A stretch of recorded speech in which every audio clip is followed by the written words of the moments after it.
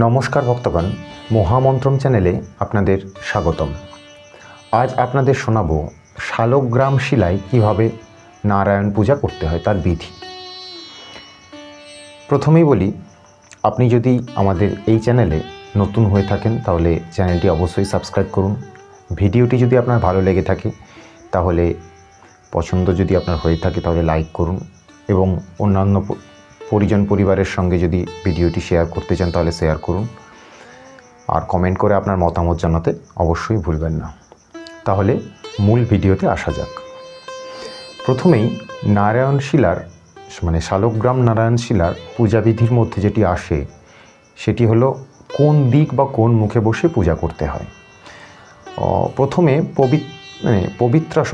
পবিত্র আসনে বসে পূর্বমুখ বা উত্তরমুখ, হয় পূর্ব দিকে মুখ করে নাহলে উত্তর দিকে মুখ করে বসে পুজো করতে হয়। প্রথমেই আচমন করতে হয়, বিষ্ণু স্মরণ করতে হয়, সূর্যার্ঘ্য দান দিতে হয় ও প্রণাম দিতে হয়। এই কটি হলো প্রধান বিষয় প্রথমেই। তারপর স্বস্তি বাচন যেটা আছে, স্বস্তি বাচনটা পাঠ করতে হয়। তারপর শালগ্রাম যে শিলা রয়েছে নারায়ণ রয়েছে তাকে গাওয়া ঘি গব্য ঘৃত মাখাতে হয়। এরপর হয় গব্য ঘৃত মাখাতে পারেন বা নাহলে সরিষার তেল, বিশুদ্ধ সরিষার তেল যেন হয় সেটা মাখাতে পারেন। মাখিয়ে তারপর তাম্রপাত্র তামার কুড়ি যেটাকে বলে, পুজো মণ্ডপে দেখবেন থাকে, বাসনের দোকানে পাওয়া যায়, সেটির মধ্যে বা শালগ্রাম শিলাকে বসাতে হয়। বসিয়ে তারপর স্নান করাতে হয় এবং একটি মন্ত্র বলতে হয়। মন্ত্রটি হলো ওং সহস্রা শিরিষা পুরুষা সহস্রাক্ষ সহস্রপাত স্বভূমিং সর্বতো বৃত্ত্বা অত্যাতিষ্ঠাত দশাঙ্গুলম। এই মন্ত্রটি পাঠ করতে হয়।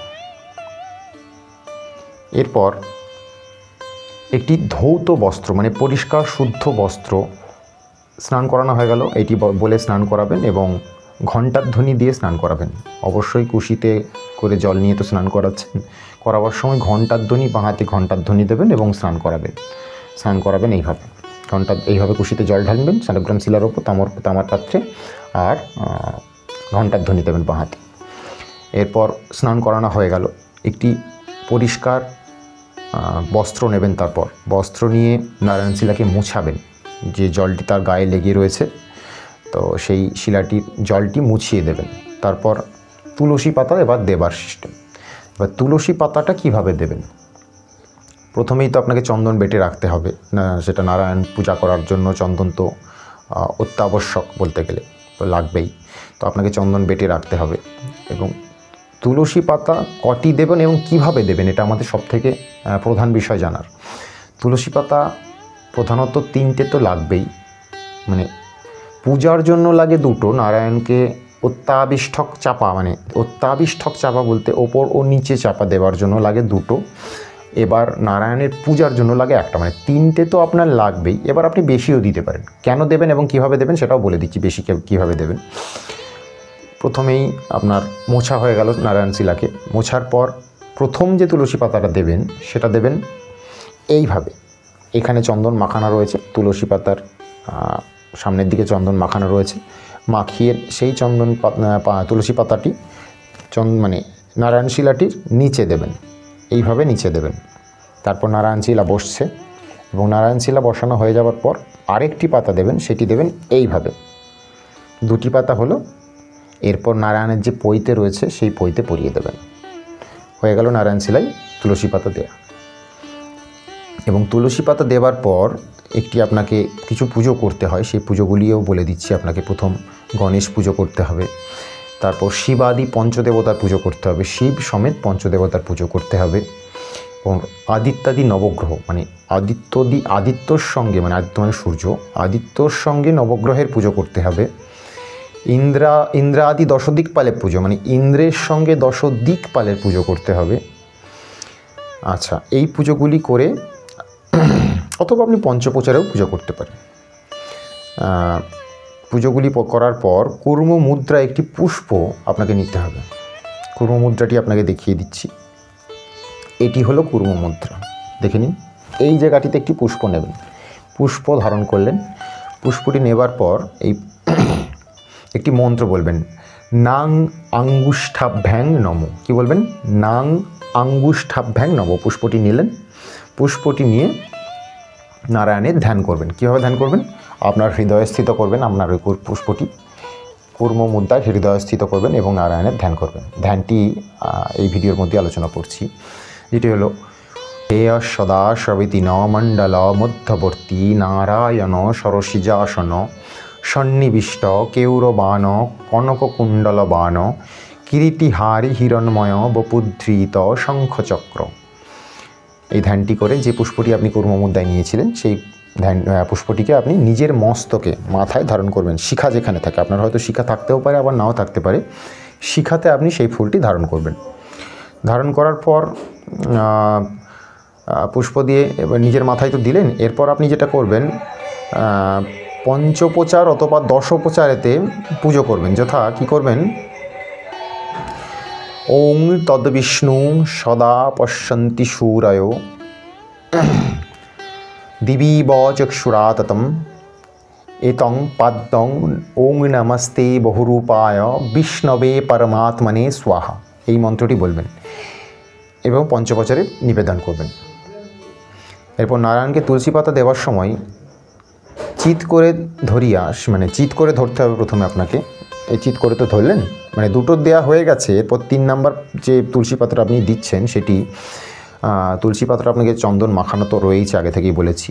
ধরে সে চন্দন মাখিয়ে কিছু মন্ত্র রয়েছে, মন্ত্র বলে 3 নাম্বার পুষ্পটি দিতে মানে তুলসী পাতাটি দিতে হবে আপনাকে। তো তুলসী পাতাটি দেওয়ার জন্য যে মন্ত্রটি আপনাকে বলতে হবে, ওং তদ্বিষ্ণু পরমং পদং সদা পশ্যন্তি শূরয় দিবীব চক্ষুরাততম এতদ সচন্দন তুলসী পত্রং ওং নমস্তে বহুরূপায় বিষ্ণবে পরমাত্মনে স্বাহা।